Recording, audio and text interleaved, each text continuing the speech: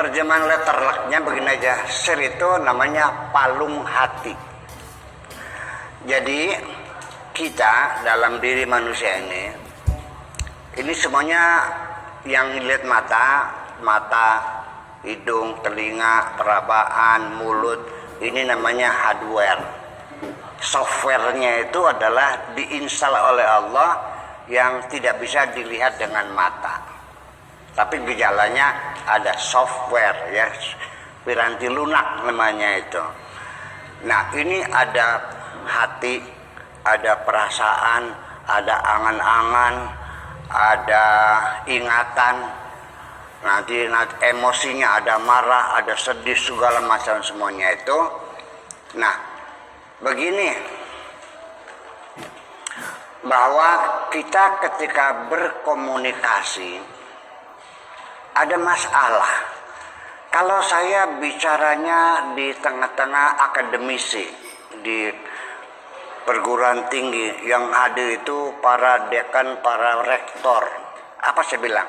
Saya mau bicara tanpa berpikir, yang penting saya bicara. Anda paham silakan, tidak paham silakan. Anda orang pintar semuanya. Itu aja. Tapi kalau saya bicara di daerah terpencil, saya mikir 4-5 kali bagaimana supaya mereka paham. Ya, dengan contoh, berbagai macam contoh supaya paham. Sehingga komunikasi dengan bahasa sendiri ini juga memerlukan pengalaman panjang. Saya bisa berkomunikasi dengan semua lapisan masyarakat karena jam terbang saya sudah lama sekali. Sejak tahun 68 saya sudah biasa berceramah. 68, 67 sudah berceramah sampai sekarang. Nah, oleh karena itu, maka dalam berkomunikasi dengan bahasa pun kita bermasalah. Nah, nanti pada suatu ketika orang sudah tingkat sirnya ini tinggi, apa yang terjadi? Berkomunikasinya sudah tidak menggunakan bahasa lagi. Ya, karena manusia itu ketika berpikir menggunakan bahasa. Nah, ketika orang berpikir, itu kita bisa menangkap gelombang suara itu melalui gelombang ruhani. Kita bisa paham orang itu sedang mikir apa. Nah, ini cerita kewalian. Dulu ada seorang murid di Baghdad, berguru sudah sekian puluh tahun, rupanya ilmu sang guru sudah dikuasai. Si murid ini ingin mendapatkan ilmu yang lebih tinggi lagi. Kata mursyidnya, wahai muridku, ilmuku sampai sini, kamu sudah menguasai. Kalau kamu ingin lebih tinggi lagi, andaikan S2 dan S3-nya, silakan pesantren ke padepokan yang lain. Ditunjukkan ke Lebanon waktu itu. Jadi si murid ini berangkat ke Lebanon, menemui gurunya namanya Syekh Abdullah. Ditanya oleh gurunya, ada apa engkau sini? Saya ingin menuntut ilmu. Saya sudah untuk ilmu, saya dari Baghdad mau belajar ke sini. Oke, mangga silahkan. Nah, zuhur sholat berjamaah, lalu duduk berputar sambil berzikir masing-masing. Nanti asar sholat lagi, duduk mutar masing-masing.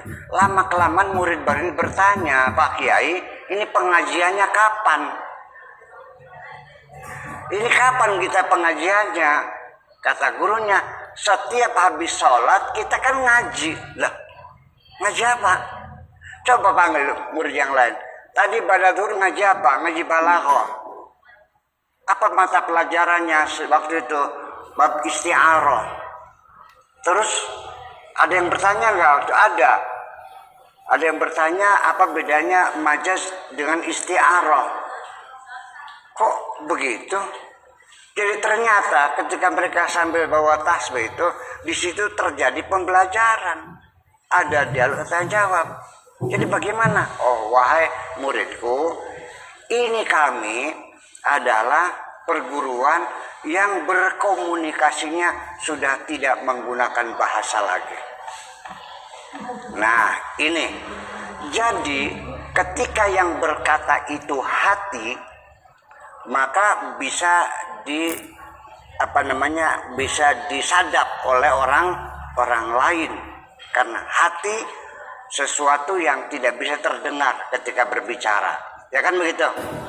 Dendam orang di hati bisa didengar enggak kan? Kegembiraan seorang ibu-ibu bisa enggak.